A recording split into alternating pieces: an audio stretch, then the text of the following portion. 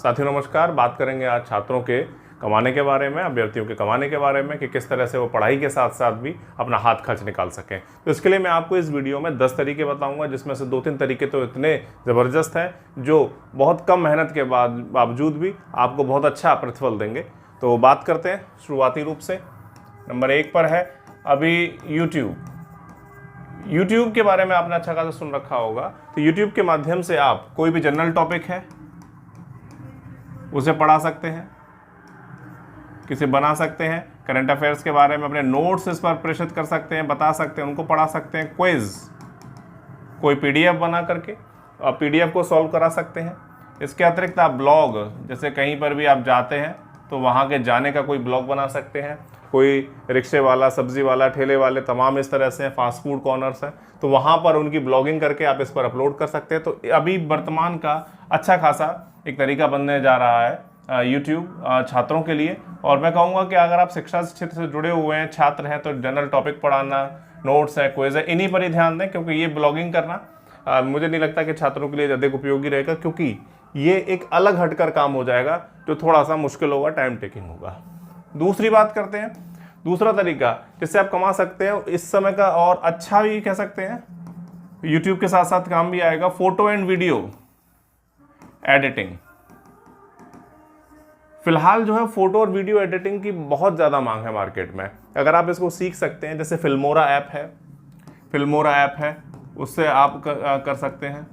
आप power director है, Kine master है, तो इनसे आप थोड़ा सा सीख लीजिए। तो फोटो वीडियो एडिटिंग के लिए आप खुद ही अपनी यूट्यूब के लिए और साथ ही अन्य के लिए भी अच्छे से बता सकते हैं, क्योंकि आज मार्केट का ज़माना है और मार्केटिंग की वजह से ही चीज़ों का इस समय प्रचार प्रसार हो सकता है। तो ये आपके लिए काफ़ी ज़्यादा इम्पोर्टेंट रहेगा, फोटो और वीडियो एडिटिंग। तीसरी बात करें, यदि आप छात्र हैं, अच्छे हैं, तो क्विज सेटिंग और चेकिंग।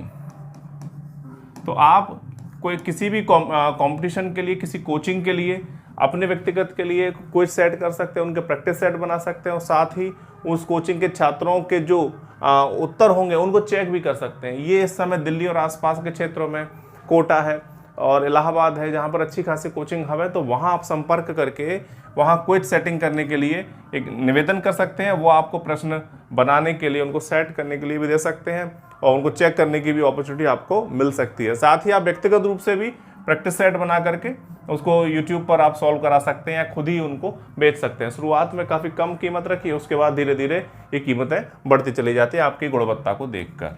चौथी हम बात करेंगे ब्लॉगिंग के बारे में। ब्लॉगिंग यानी कि ब्लॉग राइटिंग। एक तो मैंने आपको बताया यूट्यूब पर इस तरह से ब्लॉगिंग करना, और दूसरा है ब्लॉगिंग यानी कि ब्लॉग राइटिंग के तौर पे है, आप अपनी वेबसाइट बनाइए या आप किसी भी ब्लॉग स्पॉट पर जो गूगल द्वारा दिया गया है, तो ब्लॉग स्पॉट पर भी अगर आप लिखते हैं या कुछ ही वेबसाइट पर लिखते हैं तो वहाँ पर एड्स आते हैं, उन एड्स से भी आपको कमाई होती है। यदि आप बहुत अच्छा लिखेंगे तो जाहिर सी बात है अच्छे खासे एड्स लोग वहाँ आएंगे, देखेंगे, ऐड डालेंगे, और साथ ही और उस ऐड के माध्यम से आपको कमीशन भी प्राप्त होगा। अगला है कोचिंग। ये तो आप सभी जानते ही हैं, कोचिंग इंस्टीट्यूट ये काफ़ी ज़्यादा फलदायी रहता है। यदि आप अच्छा खासा पढ़ने के क्षेत्र में अच्छे बेहतर छात्र हैं तो कोचिंग इंस्टीट्यूट भी आप अपना ओपन कर सकते हैं। ये तो बहुत ही जनरलाइज चीज़ है। छठवां है होम ट्यूशन, और मैं आपको ये भी बताऊंगा कि आपको क्या नहीं करना है, कि छात्र जो इस लाभ में आ जाते हैं कि पैसा मिल रहा है तो वो उसी क्षेत्र पर और ज़्यादा ध्यान देने लगते हैं, और इधर इनकी पढ़ाई जो पढ़ रहे होते हैं वो चीज़ उनकी वहाँ कम होने लगती है। तो होम ट्यूशन भी आप कर सकते हैं, बहुत अच्छी बात है। होम ट्यूशन के बाद आप जो एफिलिएट मार्केटिंग है,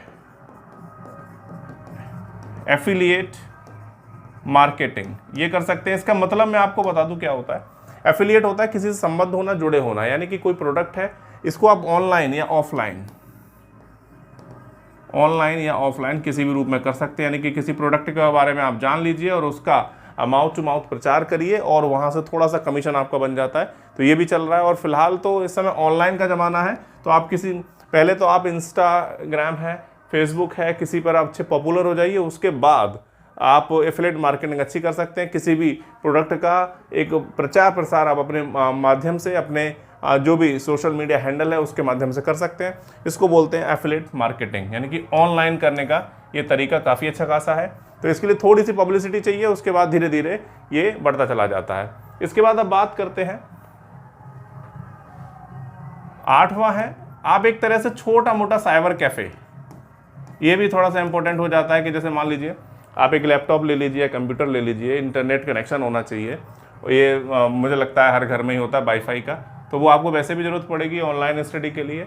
तो ये सब करने के बाद आप जैसे फ़ोटो बनाना, ठीक है, फॉर्म भरना, परीक्षाओं के फॉर्म भरना, ठीक है, और टाइपिंग करना। टाइपिंग की इस समय बहुत ज़्यादा मांग है और आप जानते हो कि बहुत सरल है टाइपिंग करना। अगर आप कुछ फीचर्स जानते हो उसके लिए मैं अलग से वीडियो बनाऊंगा, और आप यूट्यूब पे भी देख सकते हैं कि टाइपिंग अब हाथ से नहीं की जाती, बोलकर ही टाइपिंग हो जाती है। यदि आप चीज़ें समझते हैं तो साइबर कैफ़े के काम भी आप अपने घर बैठे अपना टाइम निर्धारित कर दीजिए 2 घंटे का, कि 2 घंटे ही आप ये करते हैं, इसके अलावा बाद बाकी काम में बाद बाकी समय में आप स्टडी करते हैं। तो ये है 8वां तरीका।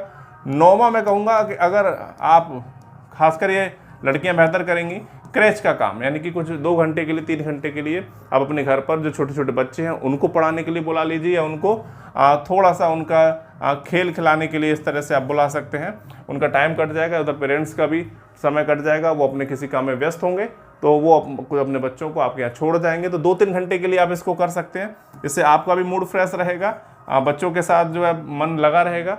इस साथ ही आप इस पर अर्निंग भी कर सकते हैं। 2 घंटे का करिए, ज़्यादा नहीं। और तीसरा है इवेंट मैनेजमेंट।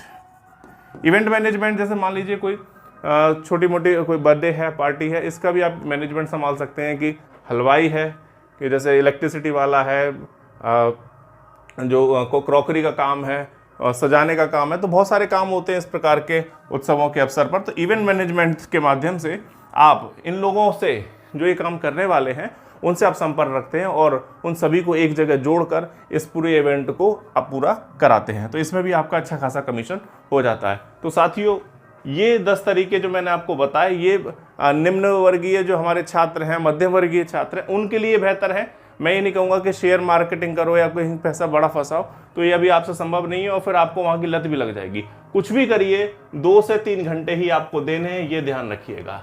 ये एक मूल मंत्र है, इसको आप बिल्कुल अपने जीवन में उतार लीजिए कि कुछ भी करिए, यूट्यूबर बनिए, फोटो वीडियो एडिटिंग करिए, कोई सेटिंग करिए, चेकिंग करिए, ब्लॉगिंग करिए, कोचिंग इंस्टीट्यूट है, होम ट्यूशन है, एफिलिएट मार्केटिंग है, साइबर कैफ़े एक तरह से ओपन करना, मिनी साइबर कैफ़े बोलेंगे इसको, वो है, क्रैश है, इवेंट मैनेजमेंट है। तो ये सारी चीज़ें करें, लेकिन 2 से 3 घंटे के लिए, ताकि आपकी पढ़ाई प्रभावित ना हो, साइड में आपका खर्च भी चलता रहे।